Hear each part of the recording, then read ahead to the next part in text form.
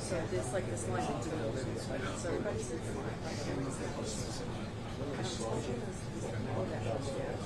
they see the Michael.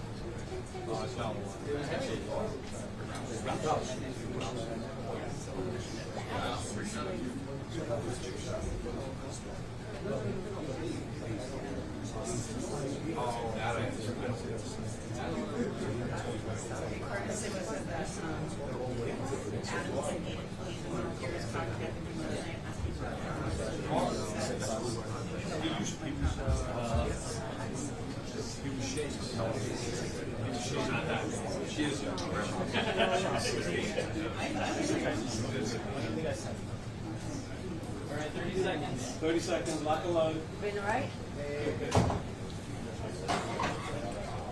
DA Katz will speak, Mayor Eric Adams will speak, Police Commissioner will speak, and afterwards we'll take on-topic Q&A. Thank you, guys.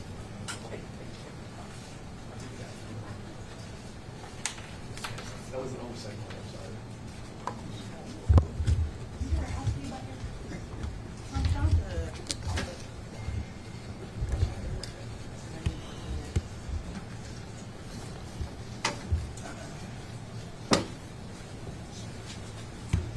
Good morning, everyone.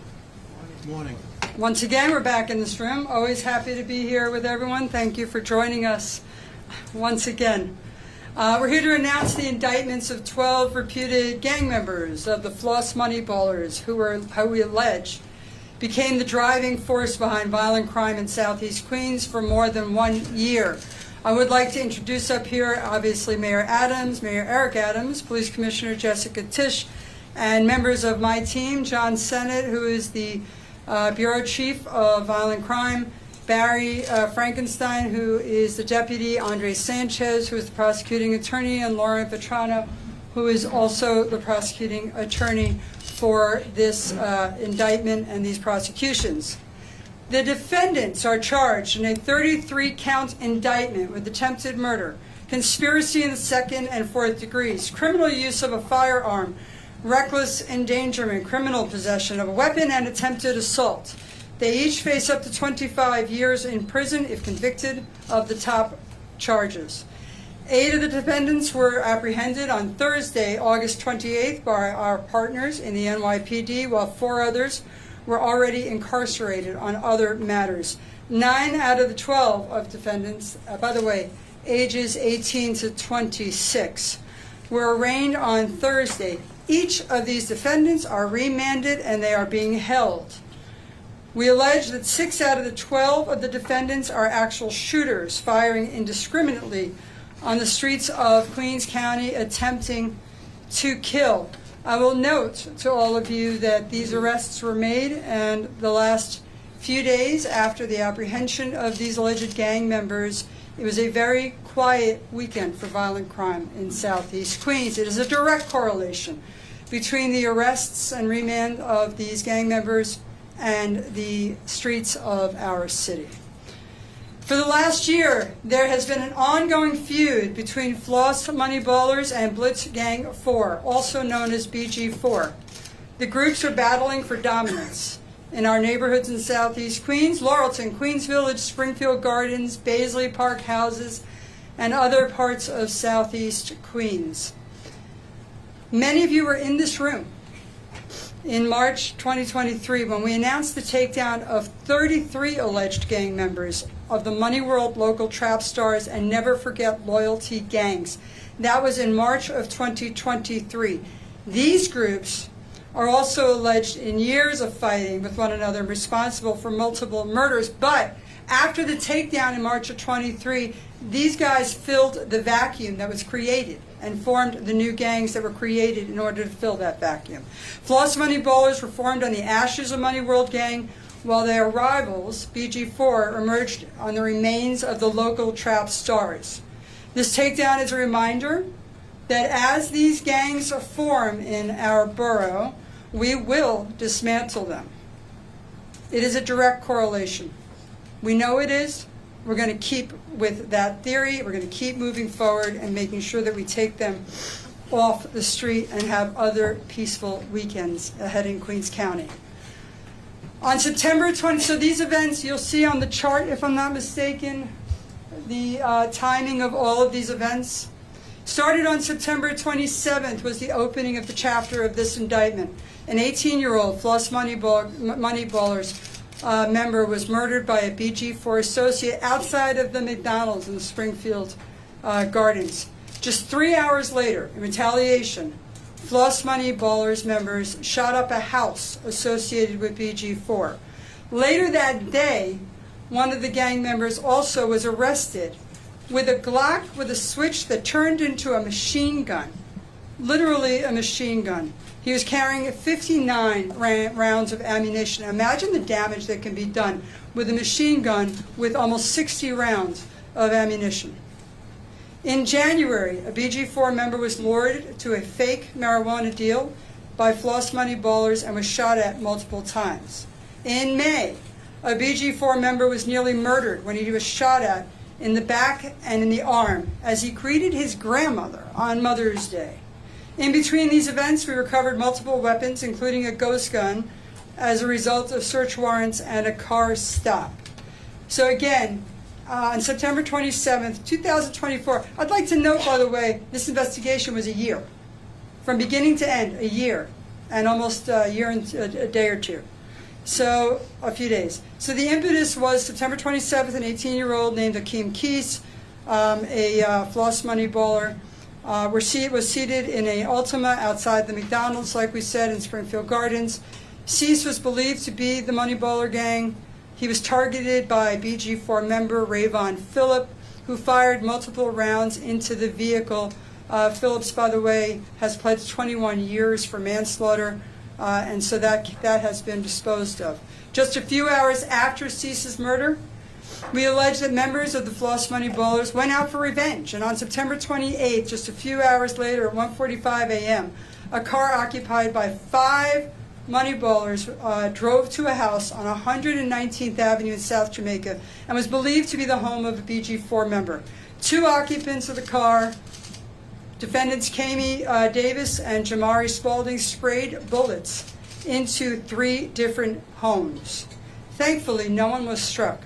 And thankfully, my office and the NYPD had excellent intelligence because we realized there was more violence to come, and that's when precision policing really pays off.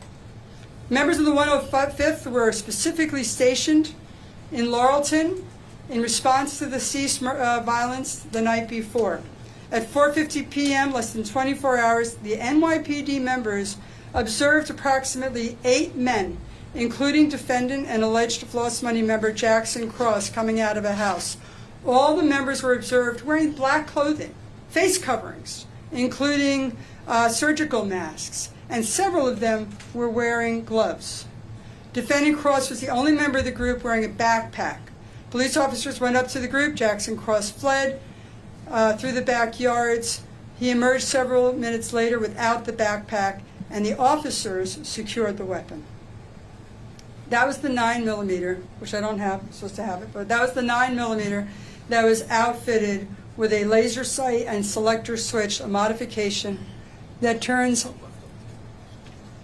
right there, turns a firearm into a machine gun. 2 additional magazines were found, and we allege that the 60 bullets, we have no idea what type of violence the NYPD stopped that day. Lives were saved, and I want to thank all of the officers who apprehended the suspect. 2 weeks later, on October 11th, police officers entered the home of an alleged gang member and shooter, Kamie Davis, with a court-authorized search warrant and recovered 2 more loaded firearms. While these arrests are going on, all the social media and music videos were being particularly provocative to the Moneyballer gang. They elevated the death of Cease, the one that was killed at McDonald's, into almost an icon, you know, with songs like Flossing for Keem, Long Live Keem 18. Then, a few months later, on January 12th, we allege that the members of the Floss Moneyballers lured a rival BG4 member into a marijuana deal as part of a setup. 3 of the indicted defendants shot at the perceived rival. Fortunately, the young man was not hit. The police officers recovered 9 shell casings at the scene, and 5 days later, a defendant, Jordan McFarland, was stopped operating a vehicle with excessively tinted windows, and the gun was found. A month later, while police officers were executing a search warrant at defendant Hankey's house, a police officer saw Hankey throw a couch cushion out the window, and they recovered a Glock in that couch cushion. Then the violence peaked on Mother's Day. Based on our intelligence, defendant Larry Spencer, who acts as a leader within the gang, organized a caravan of Floss Moneyballers and drove to BG4 territory, and they went to the vicinity of Baisley houses.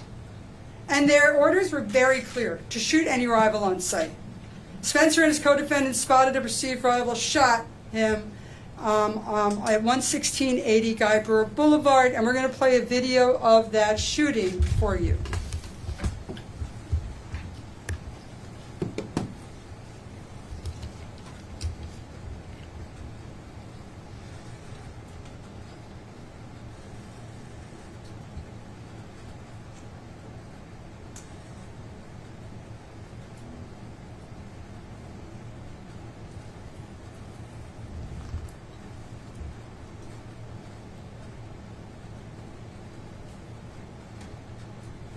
I believe at that moment he's looking to get his grandmother out of the car, and he's trying to help her.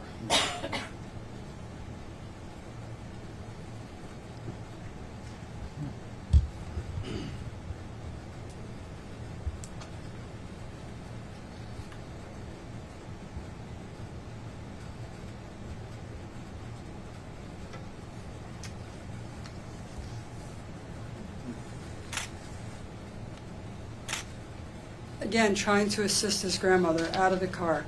He was shot. The victim was shot in the back and the forearm. He was left for dead, and miraculously he survived. We show this video, by the way, so that anybody who is watching, who has any information on that crime and on that shooting, can please come forward and let us know. We need to keep our neighborhoods safe. Again, I want to point out the shooting was on Mother's Day. We went to a grand jury, we built a strong case, we secured the indictments and we took these alleged drivers of crime off the streets. In law enforcement, we are very well aware of the fact that taking alleged gang members off the street produces more peaceful times in the city of New York. With these arrests, we made the neighborhoods in Southeast Queens much safer. I would like to now introduce for comments and thank for his assistance of the police department, our mayor, Eric Adams. Thank you, DA Katz, and really our entire team, the men and women who are standing to the left and the right of me, and the partnership that we put in place. There are clear terminologies that we should all listen to as the district attorney was sharing the unraveling of this case. Gangs, retaliatory shootings, total disregard for family members, innocent people from grandmothers to children walking down the streets, face covering, wearing face masks as they start the process of going after who they call their ops, the opposition, and just a total disregard for public safety. And then the collaboration and the coordination. When the police commissioner talks about the decrease in shootings and victims of shootings, it is not only what the men and women of the New York City Police Department, what they are doing, but it's what the district attorney is doing here in Queens and really across our city. These gang takedowns, there's a clear correlation to the decrease in violence. The commissioner talks about it all the time, the number of shootings we have that have gang involvement. These are organized individuals who have a total disregard for safety. If the bullet takes the life of a grandmother or maims an innocent child, they continue with their action. And so the work that we're doing, collaborating with our crisis management teams, the police department, our district attorney, our gun suppression units, this is how we keep our city safe and how we were able to remove 23,000 illegal guns off our streets and continue to see the progress of gun violence. But we can't do it alone. We have created a revolving door criminal justice system. We talk about it all the time. Many of the laws that are made in the sterilized environment of a legislative chamber is hurting our community. We're seeing in the Bronx where the shooters are getting younger and younger, associated with raised age. We see the revolving door associated with the bail laws and reforms. It is hurting innocent New Yorkers. And in spite of that, the district attorney offices have really taken a hands-on approach of going after these shooters, these trigger pullers, and going after those who have a total disregard for our safety. So, DA, we thank you. We wanted to be here to really show the partnership that it takes to keep our city safe. Here in Southeast Queens, when I hear of those addresses, when I hear of those locations, I'm not hearing it from being a mayor, I'm hearing it from being a child walking these streets. I know 119th Avenue. I know the homes on that block. I know what has happened in this community throughout the years, and these locations are personal to me. My family still has a home in Southeast Queens, and these shootings have a total disregard for the hardworking people. When you talk about Springfield Garden, you talk about Laurelton, when you talk about Cambridge Heights, you're talking about the bedrock of the black and brown working class people. Those areas are crucial to the foundation of working class, people of color, Caribbean diaspora, African American community, the East Indian community. This is where our working class people come from. And these guns are destroying their communities and their sense of safety. And when we do these gangs takedown, we're reclaiming our streets for the working class people of the city. DA, thank you so much. And I'm going to turn it over to the police commissioner, Commissioner Tisch. Good morning.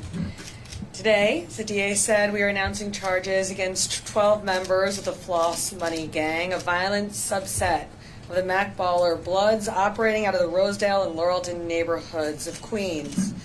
This is a crew that used violence as currency. For more than a year, they waged a campaign of retaliatory shootings across South Jamaica, targeting Blitz Gang 4 rivals, escalating petty beefs into gun battles. Detectives from our Gun Violence Suppression Division built this case, identifying the shooters, connecting the acts of violence, and tying it all back to gang war that began last September with the murder of one of their own, Akeem Cisse. They vowed revenge, and from then on, every grudge became a gunfight, every rival a target. On one occasion, they opened fire from a moving car, striking a gang rival who was assisting, as you saw, his elderly grandmother in a wheelchair in the Baisley Park houses on Mother's Day weekend. Another time, 3 members waited outside a residence looking to ambush their rivals. As soon as they thought they had a target, they began shooting, firing 18 rounds from 3 different guns. Thankfully, no one was hit. But in both instances, they did not care who got caught in the crossfire, and they showed no regard for human life. These weren't one-off cases either. This investigation includes 10 separate acts of ruthless violence, attempted murders, reckless shootings, gun possession charges, and in many cases, repeat offenses. 8 are accused of pulling the trigger in at least 2 separate shootings. 2 of them allegedly fired a gun on 3 or more occasions, and several of them were already facing gun charges when they allegedly picked up another weapon and fired again. This isn't a group that dabbled in violence. It was both their method and their message. But the NYPD's response was clear. If you carry a gun, if you shoot at people on our streets, if you treat neighborhoods like war zones, we will work tirelessly to take you off the streets.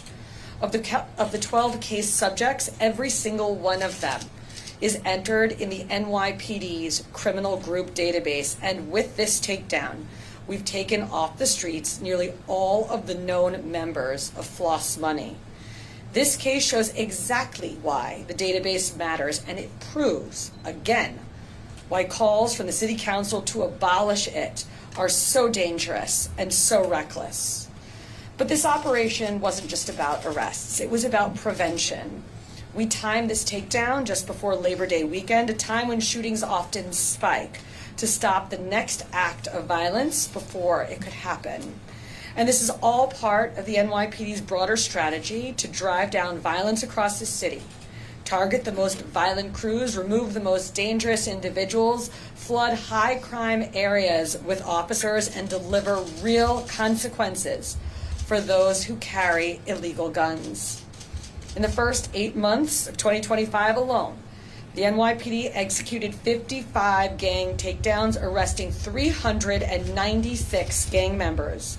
And for the Gun Violence Suppression Division, this is the most gang takedowns in any year since their inception in 2016. Each one of those cases chipped away at the networks fueling gun violence in our communities, and the results are so clear. Just this week, we announced that New York City has reached a milestone, the lowest number of shooting victims and shooting incidents for the first 8 months of any year in recorded history. And that's not a coincidence. It's because of cases like this. That is precision policing. That's how you make neighborhoods safer. I want to thank Mayor Eric Adams, who from day one made it very clear that public safety is the foundation of New York City. He gave us the support and the tools to take down crews like Floss Money. And I, of course, want to thank our great Queens DA, Melinda Katz, and her entire team for their exceptional partnership in this case and in so many others. Queens is safer today, DA, because of your work. And finally, the NYPD detectives and investigators, especially those in our Gun Violence Suppression Division, including Detectives Christopher Sanabria and John Frank. Thank you guys so much. Your persistence, your skill, and your courage made this case possible. So before we go and answer questions on topic, I would like to just point out a few things. Number one, I think it's important for people to know in the borough of Queens that as gang members are arrested and as gangs are taken down, we will arrest and find those that fill the vacuum. You know, this was a gang that really developed in 23, and the members, for all intents and purposes, seem to have been on different paths. One was a student at St. John's, one had a security license, another one was a security guard at the US Open, and I know that there's other stories for the other defendants, but they were on different paths. And when there was a vacuum filled because of the takedown by the NYPD in my office, they filled that vacuum. If you're filling that vacuum and you're part of a gang, we're coming to get you, and we're going to arrest you, we're going to find you, and we're not going to allow you to take over the streets of Queens. You don't own the streets of Queens. The people of Queens County do. And so we will stay on top of it every single moment.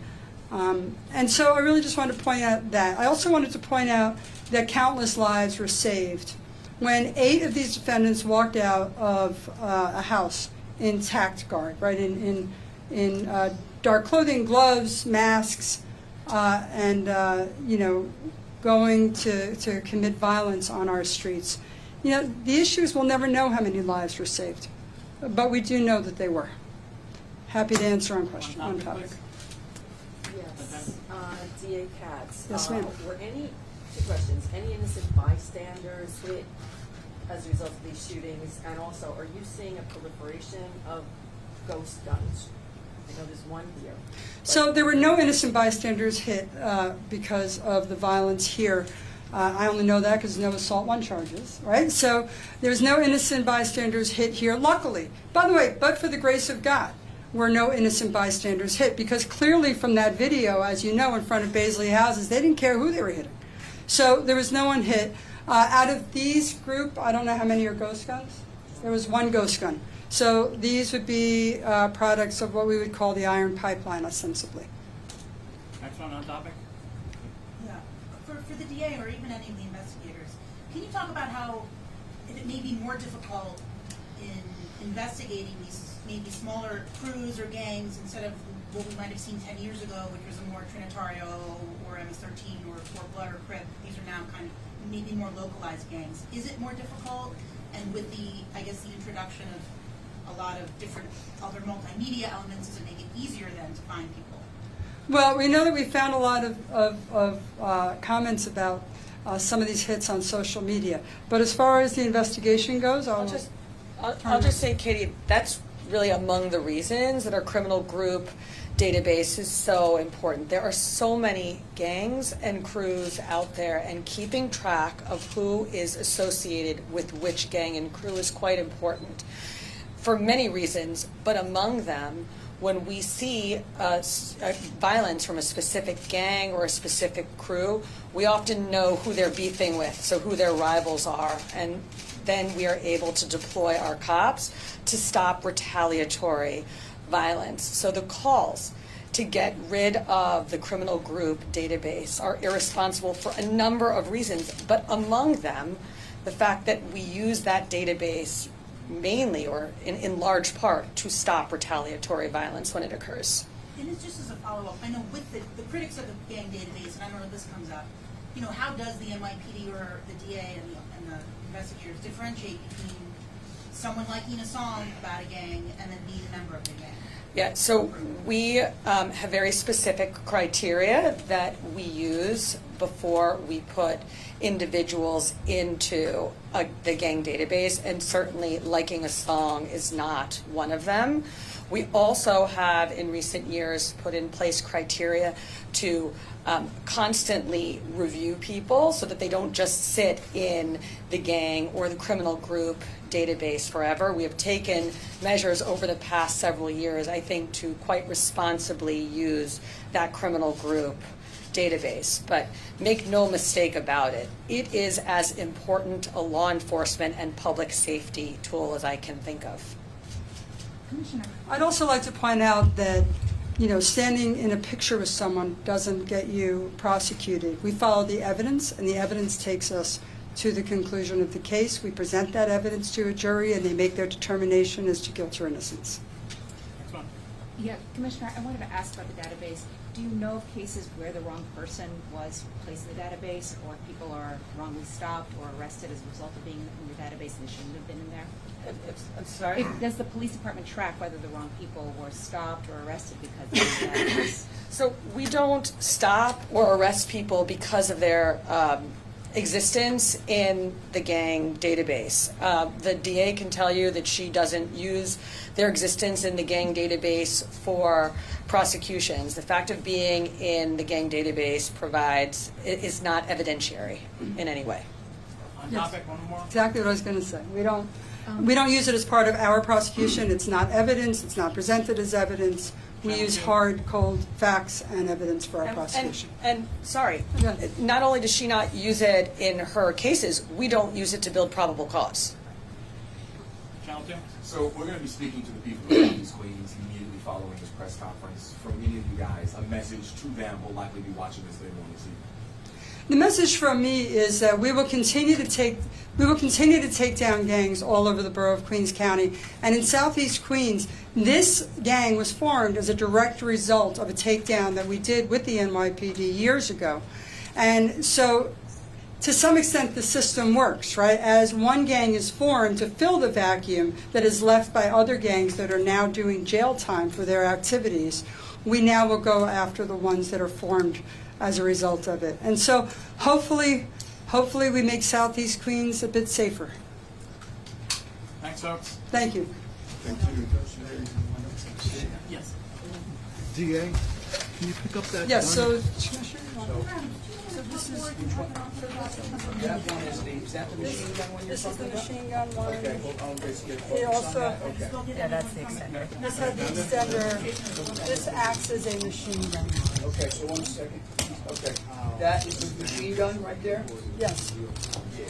This acts as a machine gun. It has been converted to extender with the extender. Getting it closer to the shot.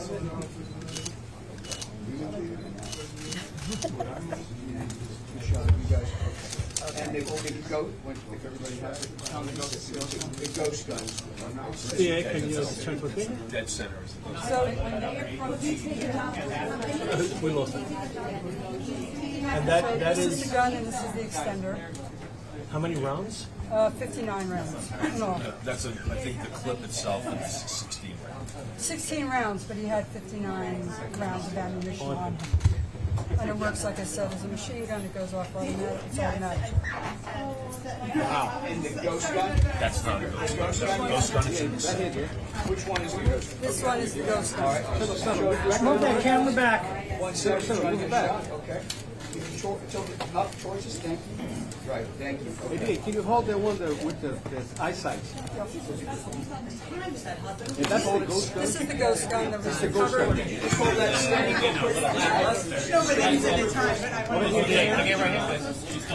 May I right here, please? Thank you so much.